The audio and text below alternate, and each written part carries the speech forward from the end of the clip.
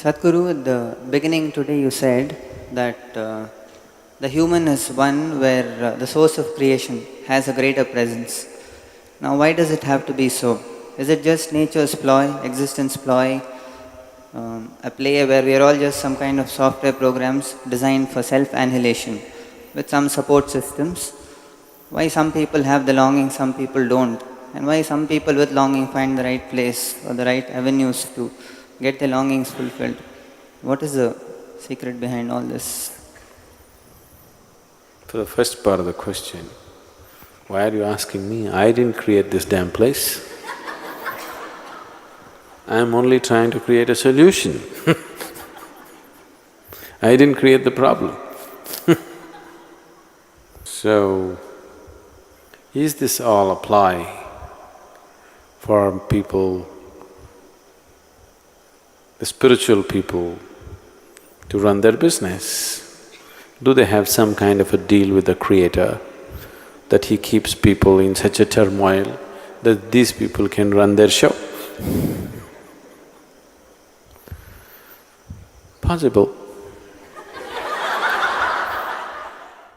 It's just that you are asking this with a certain anguish attached to it. So I'm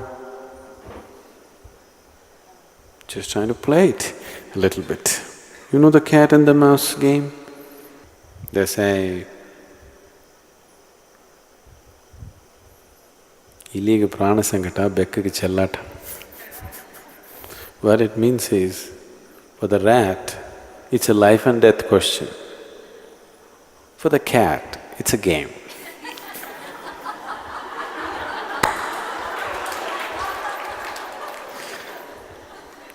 So, it all depends which one you are. So, why this whole thing is made like this? Is it some kind of a conspiracy between the spiritual gurus and the Creator? No. It's all conspiracy from the other side. We are trying to beat the conspiracy. We don't have a deal with the conspirator, but we have made friends with him. Now that we have made friends with him, we can get him to open the door. Or we have found the keys ourselves. Even without his permission, we started opening the door these days. Now why in one person there is a longing, in another there isn't? There is no such thing. In everybody there is a longing. In everybody there is a longing to be little more than what he is right now, isn't it? In everybody there is such a longing, that is a spiritual longing. It's just that most people do not recognize it as such till a certain amount of pain or suffering or old age or the constant threat of death enters their life. Till then, they will not recognize that longing for what it is. They will go on painting all kinds of pictures. Using that longing, they are painting 1,000,000 different kinds of pictures on a daily basis. They think it's about money. They want to fool themselves that it's thinking that it's about a man or a woman. They know very well it's not so. But they like to keep the game going and keep the game going and keep the game going forever. They think it's all about a new house. They think it's about a new job. They think it's about a promotion. They think it's about wealth. Not that they really think so. They just like to play this game. Everybody knows that none of these things will fulfill them. They know it very well, isn't it? But they still continue to play the game. So why the game is so difficult is, the situation is like this. Shankaran Pillai and his wife were sleeping.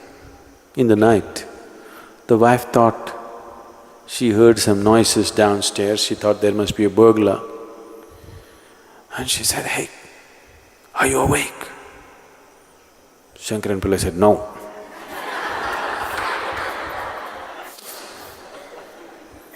That's why you can't wake them up. You understand? They're really asleep. It's very easy to wake them. Gently you can either kiss them awake if they are gentle people, or you can put ice cold water, a bucket of ice cold water and wake them.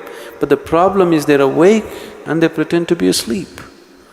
Now you have to coax them not to pretend. You know it's difficult. You know it's difficult. That's why it seems so difficult, not otherwise. If people were really asleep, it would be very easily to awaken them. They're awake, but they're pretending to be asleep. Now, if you see, a man who is pretending to be asleep, if you roll him over, he'll sleep this side. You make him sit up, he'll sleep sitting. You make him stand up, he'll sleep standing. When he is determined not to wake up, then it takes lots of work. That's the foolish work we're doing in the name of spirituality. To wake people up who are already awake, but who like to pretend that they're asleep. Otherwise, why this going on and on? One satsang is enough, isn't it? Just one satsang is enough. Why another one, another one, another one? Because one satsang you roll them over like this, then they sleep this side. Next satsang, okay, that didn't work, you roll them like this, they'll sleep that in that position. In every new position they will sleep. So you don't let them sit in any position, you keep them moving to a point of frustration where they'll get, okay, this damn man won't let me sleep anyway, what the hell? Let me come awake. This is the way fools will wake up. But the intelligent should wake up the moment they know they're awake, they must open their eyes and see. Those who are eager for life, those who are looking forward to the day, the moment they're awake, they will get up and come out. Those who are not looking forward to the day, if sun comes up, they want to deny it by the blanket, isn't it? So that's why the spiritual processes are designed like this. You like it or you don't like it, 5 o'clock in the morning, get up and cold water and sit down and do everything that you have to do. No, I don't like it, it doesn't matter you don't like it, just do it. You're asleep, it doesn't matter. You still walk around and do everything. If you do this for some time, then you will realize, what's the point pretending? Anyway, they'll make me do all these things. Then it'll not be worth pretending. You're creating a whole range of illusions for yourself. Life should disillusion you somewhere, it will. The sooner it does, it's good.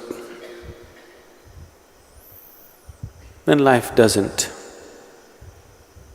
a guru tries to hasten the process of disillusioning you. Do not understand disillusion as a negative process. Disillusioning means destroying your illusions, isn't it? If you get disillusioned, is it a positive thing or a negative thing?